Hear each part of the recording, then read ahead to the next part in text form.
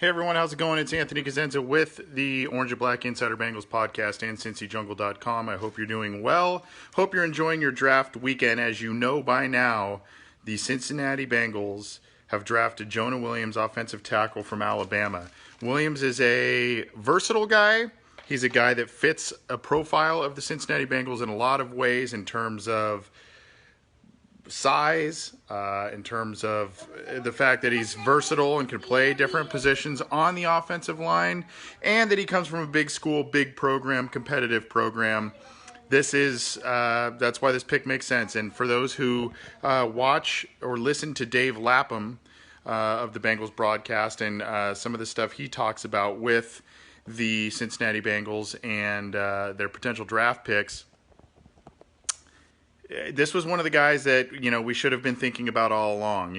Offensive line was one of the positions they were going to address. They did that first night, number 11 overall. And, the Bengals get a good football player. They do. They get basically who they view as the top offensive lineman in the draft. He was the first offensive lineman off of the board. So, there's going to be a lot of happiness there, I would think, in terms of the Bengals and who they wanted at this point. So, good pick by the Bengals. The issues that arise with this are this.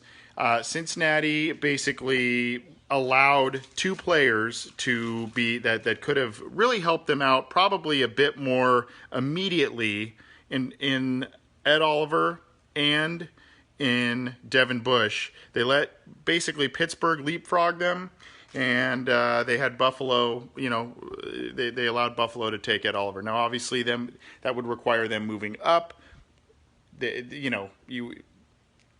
You don't like to see them use draft capital that they may not need to, but those are two immediate impact players, and that's where the discussion comes in for this pick, right?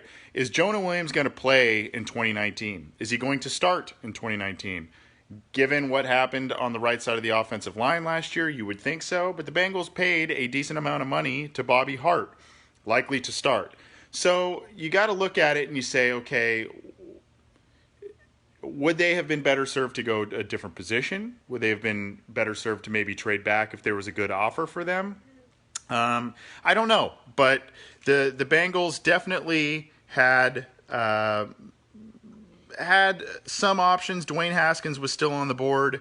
They had a couple of other players that they could have taken there, but they went with Jonah Williams. They did allow some teams to the Steelers leapfrog them for Devin Bush. That's going to be a player they're going to see every year, twice a year for the next handful of years. That's a guy they probably wanted. I don't know if they wanted him as much as an offensive lineman, but they probably needed him more than an offensive lineman. So, I don't know. There are a couple of guys that slid in the top 10 because of some wacky picks by the New York Giants and the Oakland Raiders. There are the Bengals could have moved up for maybe an Ed Oliver, a Josh Allen, something like that, but would it cost them? Dwayne Haskins, obviously the Bengals weren't ever really enamored with him, and it seems as if a lot of teams aren't. As we sit here right now, the Miami Dolphins are on the clock. If you're watching this later, you'll probably or listening to this later, you'll probably figure out what had happened at this point. But perhaps Miami goes with Dwayne Haskins. Maybe Dwayne Haskins continues to fall. We'll see. I don't know. Washington will be there too. Mike Donahue, good friend there, says he's going to Washington. That's probably where he will end up. And good for Washington. They didn't need to trade up to get him if that's where he lands. So Tim Campbell says, love this pick. My thing is this. I like the player. I like the pick. I like the position. I like the long-term viability of the player. I like the pedigree. I like all of it. This team needs immediate impact players. They need immediate impact players that can help them right now, and they especially need that because they don't seem to be rebuilding with a new quarterback and teeing things back up. They are continuing to build with what they already have in the building, the talent that they've amassed on the roster. They are content with moving forward with that. That being said, as I mentioned earlier, we don't know if Jonah Williams is going to start right away. Common knowledge would probably tell you he should be starting as the right tackle, but the Bengals paid a lot of money to Bobby Hart, as I mentioned, so My thing is the recent draft classes have not netted, especially the high picks, have not netted high impact, immediate impact players. And I don't. This pick, at least for 2019, seems to be of that same ilk. We'll see if that takes place. But if the Bengals are going to be a good team under Zach Taylor for a long period of time, they're going to need to fix that offensive line. And that has been, you got to give them credit for this, that has been a focus of the Bengals this offseason. They re-signed Bobby Hart to the chagrin of a lot of people, but they re-signed him. They drafted Jonah Williams at number 11 overall. They signed John Miller, the guard. They re-signed Alex Redmond as a backup guard. They re-signed Trey Hopkins. So they've done a lot of work on this offensive line, and they feel that they've got a lot of good players to help them out there.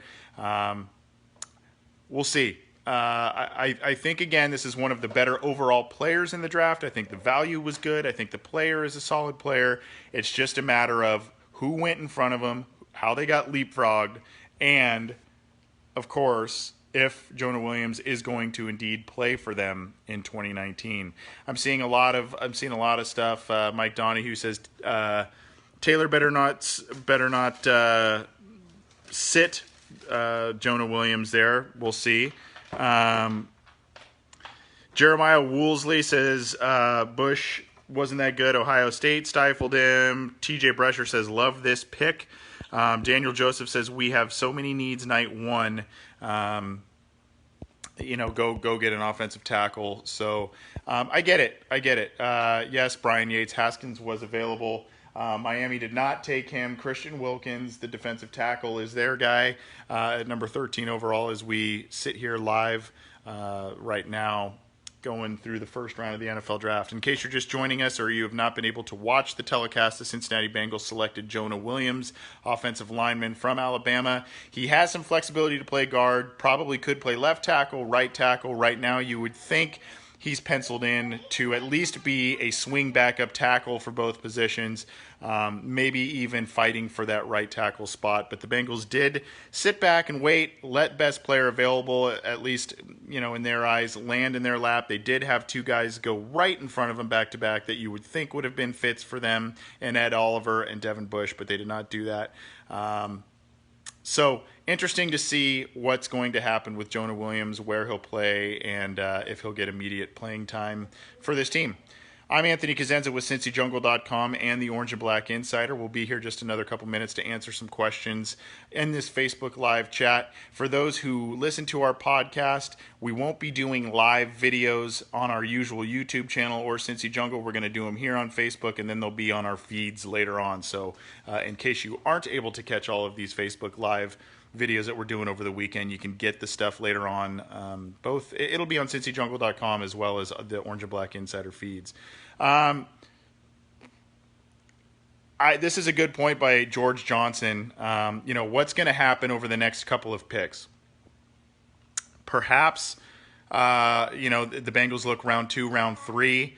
Mac Wilson from Alabama seems to be a guy that will probably be there at the top of round 2, maybe even the top of round 3, depending on how people look at him. It'd be interesting if the Bengals went Alabama with their first 2 picks. But he's a guy that, obviously a lesser talent or a lesser sure thing than a Devin Bush or Devin White, but a guy that could help them and probably start immediately for them as a day 2 pick. Wide receiver might be a sneaky need. Tight end might be a sneaky need. I think the Bengals will probably get another offensive lineman during the weekend, but I would say probably day 3, and it'll probably be one of those swing interior offensive linemen. I think now the Bengals will probably focus over the next handful of picks, linebacker, defensive line, wide receiver, quarterback. I think those are probably, and in no particular order there, but I think those are probably where they're going to look. Now, this is an interesting, I'm seeing some talk in here about trades. This is an interesting topic of conversation. There are a couple of players the Bengals could look at trading for that are supposedly on the trading block. Solomon Thomas, I saw,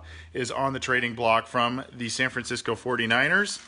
Darren Lee has been rumored to be on the trading block by the New York Jets, so we'll see if he ends up being trade bait going forward. And, of course, Josh Rosen from the Cardinals, now that they selected Kyler Murray number 1 overall. These are all guys that the Bengals could potentially look at trading for as the weekend unfolds. I think most teams are, as Adam Schefter and Chris Mortensen reported of ESPN, I think most teams are probably going to look at what happens the rest of the first round with quarterbacks, and then see, obviously, the Arizona and other teams will probably start fielding calls for all that. For Josh Rosen, could be a target at a minimum, a very, very good backup for Andy Dalton and a developmental guy that could potentially take over for him in a few years.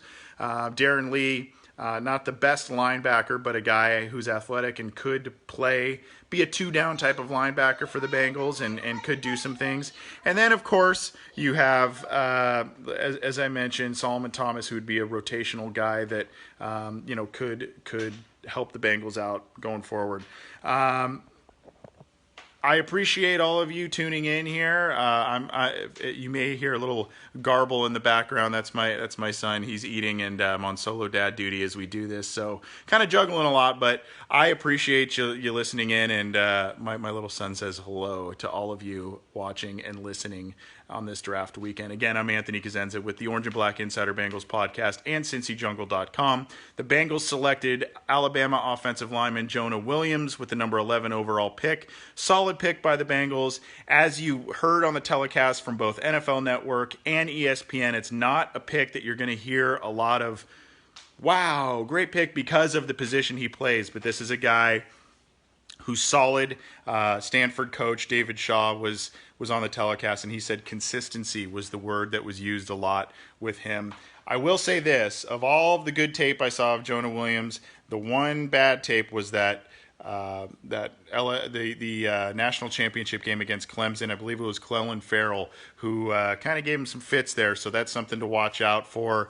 But overall, good prospect, first offensive lineman off the board, so you have to kind of say that he is probably the best offensive lineman. Some people have differing opinions on that.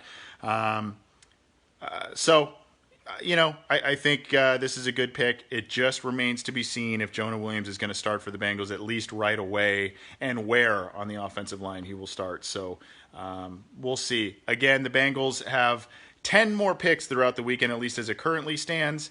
So they could trade for a player that's being dangled out there. They could trade up, trade back. We'll see. But as it stands, you probably have to figure defensive line, linebacker, wide receiver, and quarterback are probably coming down the pike at some point in the next handful of picks.